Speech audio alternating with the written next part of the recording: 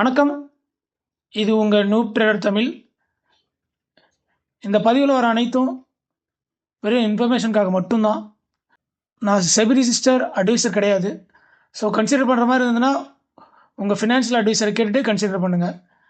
இந்த பதிவில் வர எதுவுமே பை ரெக்கமெண்டேஷனோ செல் ரெக்கமெண்டேஷனோ கிடையாது. வாங்க இன்றைக்கி வீடியோக்குள்ளே போகலாம். ஸோ மார்னிங்கே இங்கே பார்த்தீங்கன்னா தெரியும், சரியான விக்கு மேலே கீழேன்னு ஒரு அடி டமால் டுமில்னு. பட் இப்போதைக்கு பார்த்தீங்கன்னா மார்க்கெட் 1 hour கேண்டில் படி பார்த்தாலும் சரி, ஒரு நீட்டான அப்போர்ட் ட்ரெண்டில் தான் போய்கிட்டு இருக்கு. லெட்ஸ் இப்போ மார்க்கெட் ஆரம்பிச்சு 1 hour மேலே போயிடுச்சு. ஸோ மார்க்கெட் ஓவராலாக நீட்டான பாசிட்டிவில் தான் போயிட்டுருக்கு. சப்போஸ் இப்போவும் உங்கள் போர்ட்ஃபோலியோ ரெட்டில் இருக்குது, டே கேண்டில் ரெட்டில் இருக்குது அப்படின்னா கண்டிப்பாக ஏதாவது அனாலிசிஸ் வச்சு செக் பண்ணி பாருங்கள், நம்ம கரெக்டான ஸ்ட்ராட்டஜி ஃபாலோஸ் பண்ணுறோமான்னு. அண்ட் பேங்க் நிஃப்டி பொறுத்த வரைக்கும் சேம் நம்ம அன்றைக்கி பார்த்த மாதிரி தான், டே கேண்டிலில் பார்த்தா தெரியும். ஸோ இங்கே கட்டாச்சு, அன்றைக்கி நம்ம சொன்னது தான்.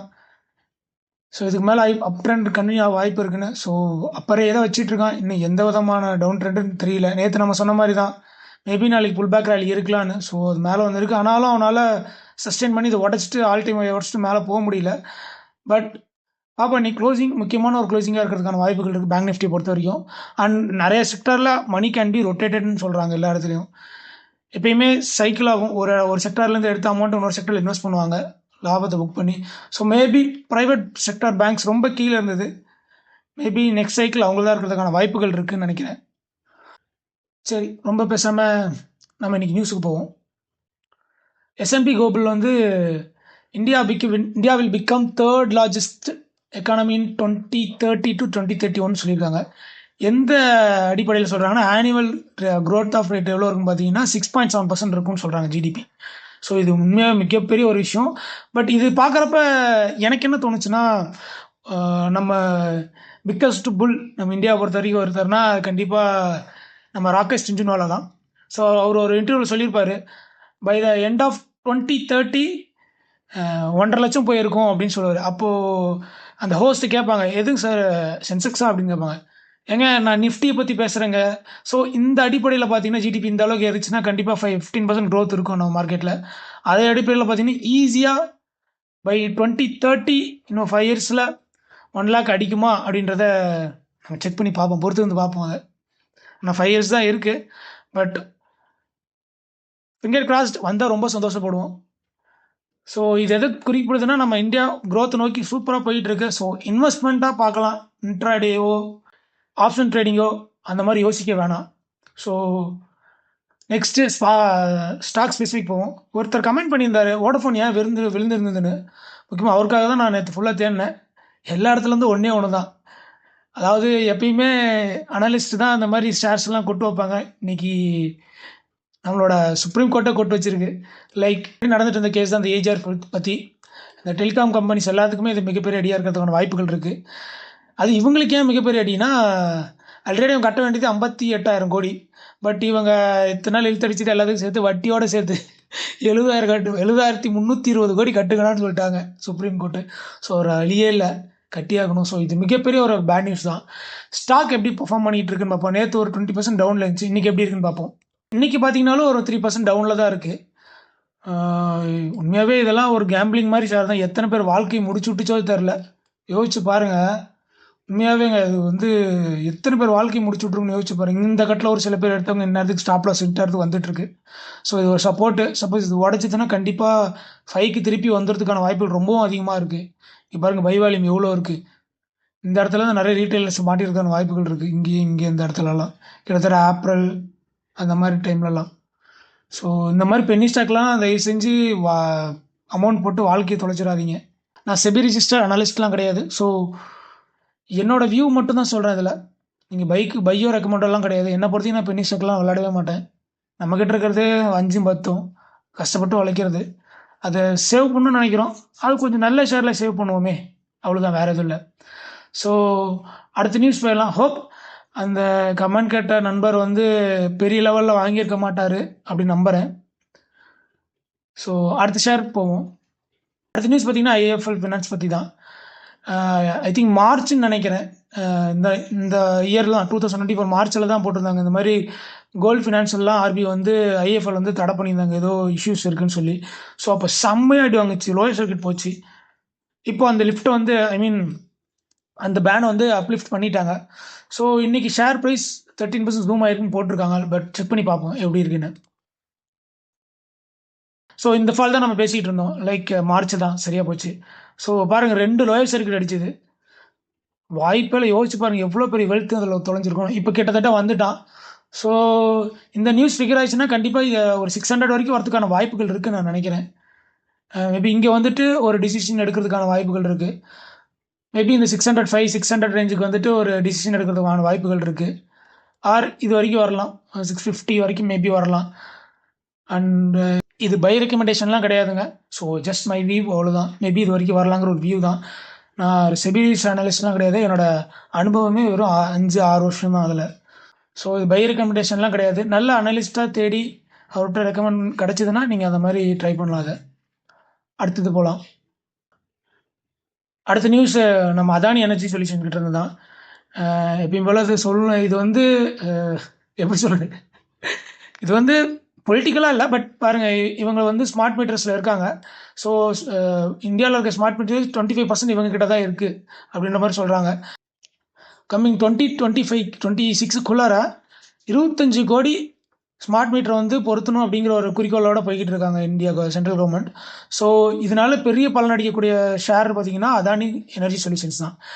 அது இல்லாமல் ஜெஃப்ரிஸ் வேறு பைக்கால் கொடுத்துருக்காங்க. லைக் டார்கெட் ப்ரைஸ் வந்து 1365. லைக் செக் பண்ணி பார்ப்போம் எப்படி இருக்குன்னு அதோட ஷேர் ப்ரைஸ்.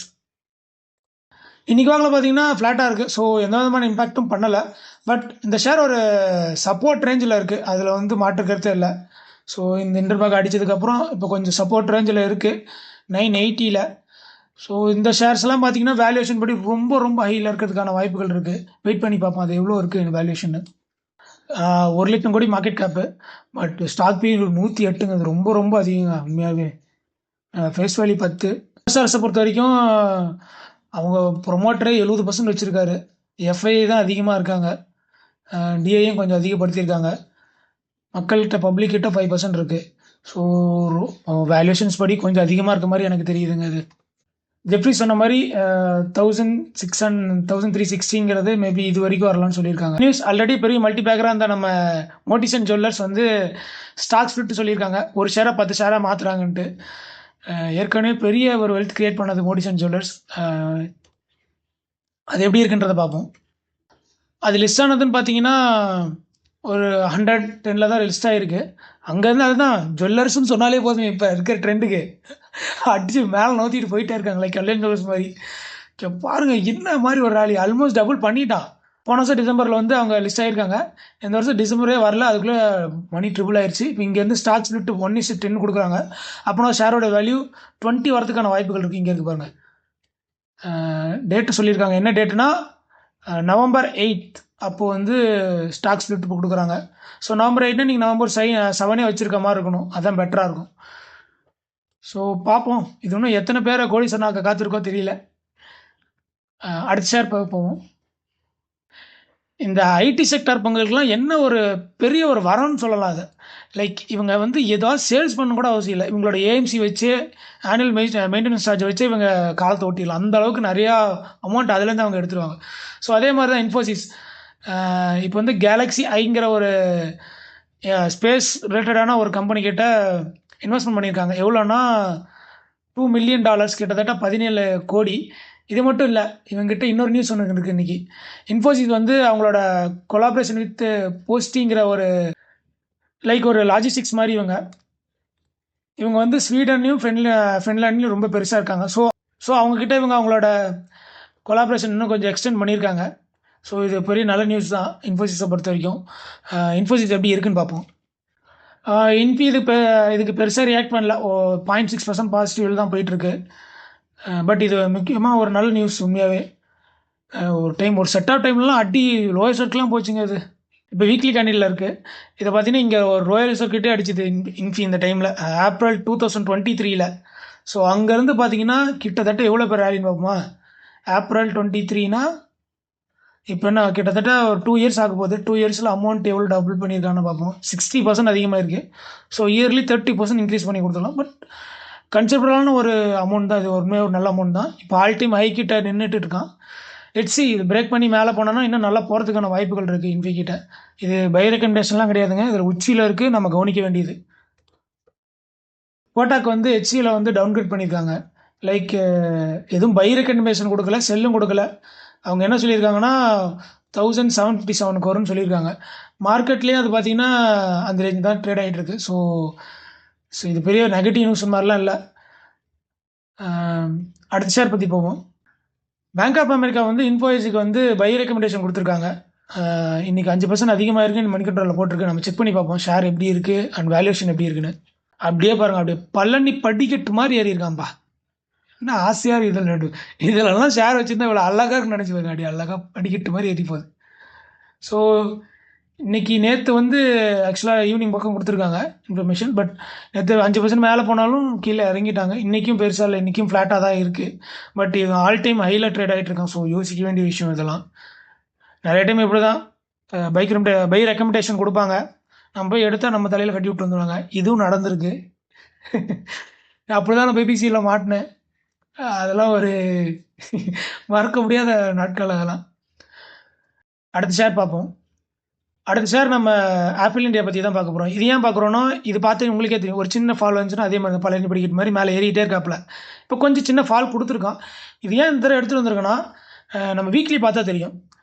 ரீசெண்டாக நான் சில ஸ்டாக்ஸ் நான் பார்த்துட்ருக்கேன். அதில் இதுவும் ஒன்று.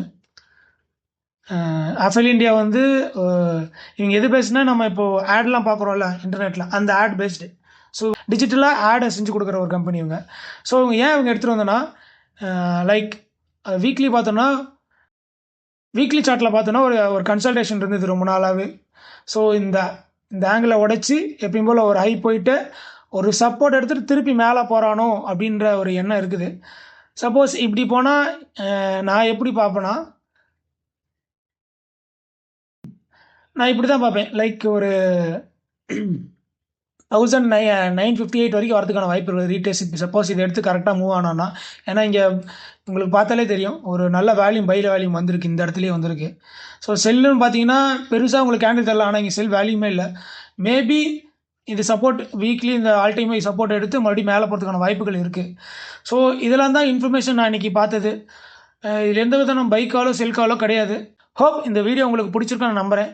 பிடிச்சிருந்தா லைக் அண்ட் சப்ஸ்கிரைப் பண்ணுங்கள். வேறு ஏதாவது இம்ப்ரூவ் பண்ணணும்னு நினச்சிங்கன்னா கமெண்ட்டில் தெரிவிங்க. மீண்டும் அடுத்த ஒரு வீடியோவில் சந்திப்போம். பாய் மக்களே.